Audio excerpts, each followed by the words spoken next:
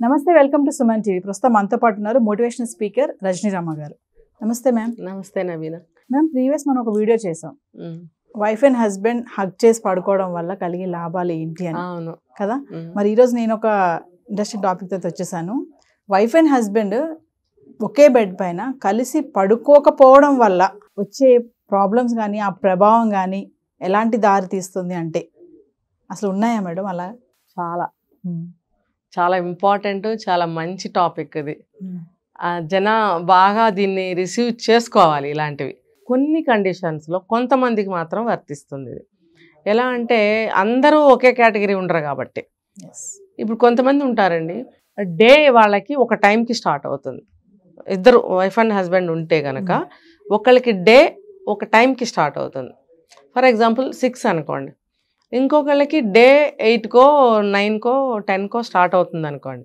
అలాగే డే ఒక్కొక్కళ్ళకి ఎర్లీగా ఎండ్ అవుతుంది, ఒక్కొక్కళ్ళకి లేట్గా ఎండ్ అవుతుంది. అప్పుడు చెప్పండి ఎలా ఉంటుంది కదా. సో మీరు అడిగింది ఏంటంటే పడుకోకపోవడం వల్ల.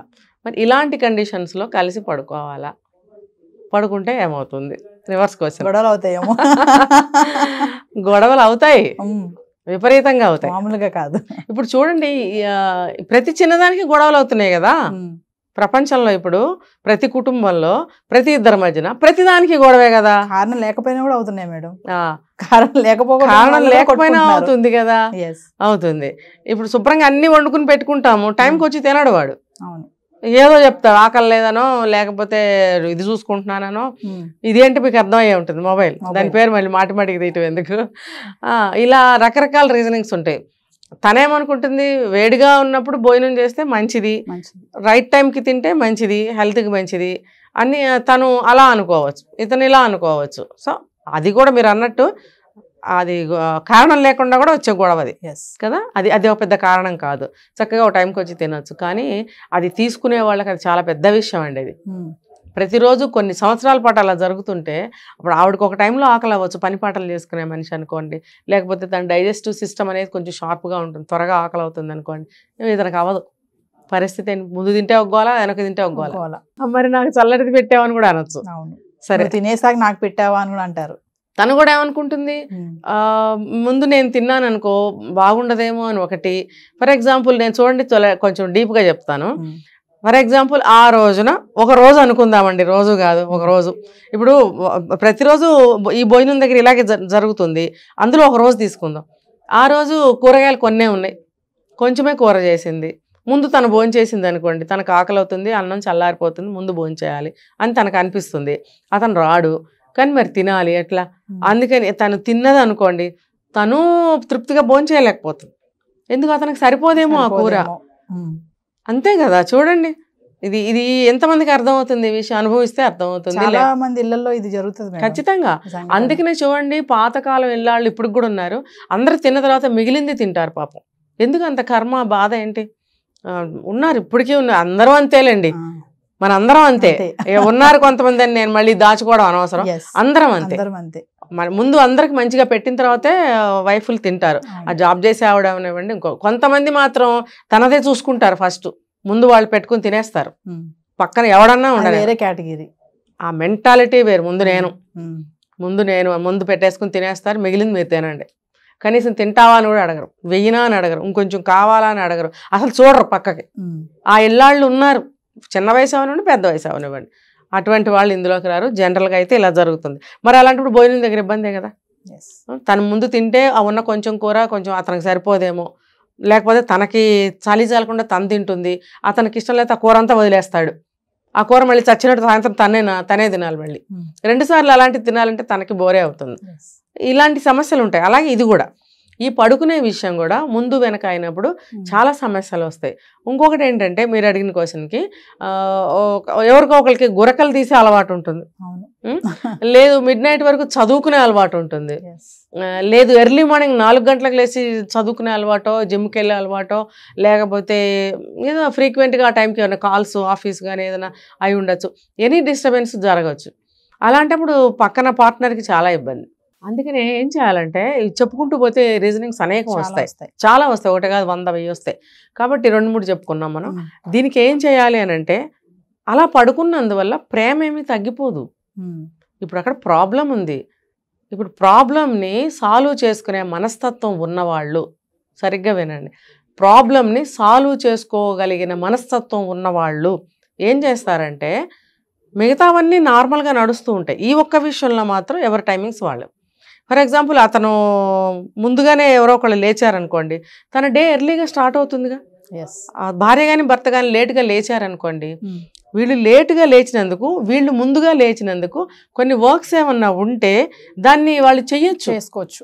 అప్పుడు వీళ్ళు లేటుగా లేచినందుకు వీళ్ళకి మిగతా పనులు లేట్ అవ్వవు, కవర్ అవుతాయి.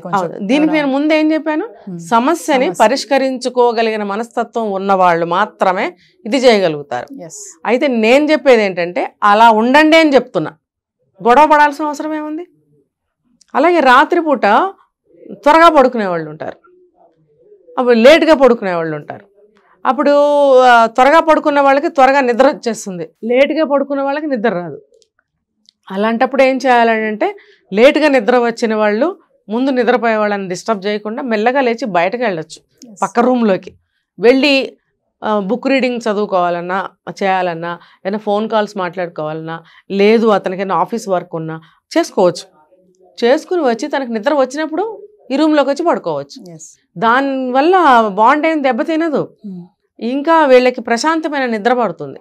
ప్రశాంతమైన నిద్ర అనేది, నిద్ర సఫిషియెంట్గా లేకపోతే అసలు లైఫ్ మీద చాలా ఎఫెక్ట్ పడుతుంది.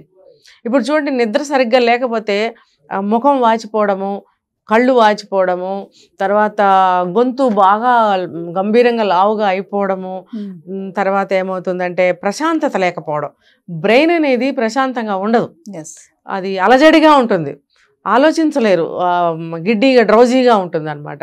అలాగే ఆలోచనలు సరిగ్గా రావు, నిర్ణయాలు సరిగ్గా తీసుకోలేరు. తర్వాత బాడీ కూడా దాని సిస్టమ్ని రిపేర్ చేసుకునే టైం సరిపోదు నైట్లో. చూడండి, ఎవ్రీ డే కరెక్ట్ టైంకి పడుకుని కరెక్ట్ టైంకి లేచే వాళ్ళ బాడీ, అదంతా భగవంతుడు ప్రకృతి రీత్యా ఎందుకు పెట్టాడు, అది రిపేరింగ్ సిస్టమ్. ఆ టైంలో రిపేర్ చేసుకుంటుంది బాడీ, ఏ మందులు అవసరం ఉండదు ఏ రోగానికి కూడా. పెద్ద పెద్ద క్రానిక్ డిసీజెస్ అలాంటివి వాటికైతే మందులు, కానీ నార్మల్గా ఎటువంటి చిన్న చిన్న విషయాలు అనారోగ్యాలు చేసినా కూడా ఏ మందు అవసరం లేదు. నైట్ సరిపడా నిద్రపోయినట్టయితే బాడీ రిపేర్ చేసేసుకుంటుంది. మార్నింగ్ కల్లా మంచిగా అలర్ట్గా యాక్టివ్గా నిద్రలేస్తారు, చాలా ఉత్సాహంగా పనులు చేసుకోగలుగుతారు. కాబట్టి సరిపడా నిద్ర అనేది చాలా ఇంపార్టెంట్. దీని ఎఫెక్ట్ ఆ మర్నాడు ఆ డే మీద పడుతుంది. అలా ఎవ్రీడే కనుక మంచిగా ఉన్నట్టయితే మన లైఫే బాగుంటుంది. సో మంచి నిద్ర అనేది వెరీ వెరీ ఇంపార్టెంట్.